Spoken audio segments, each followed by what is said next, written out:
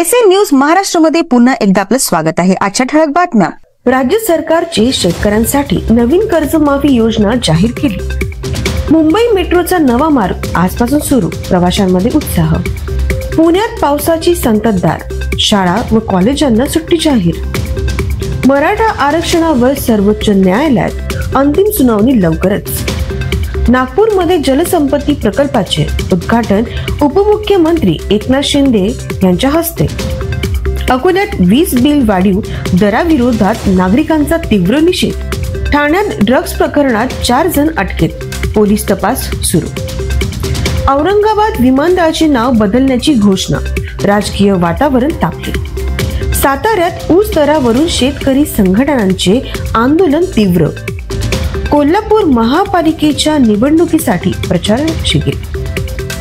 अशाच नवीन बातम्यांसाठी बघत रहा एसएन न्यूज चॅनल महाराष्ट्र। धन्यवाद।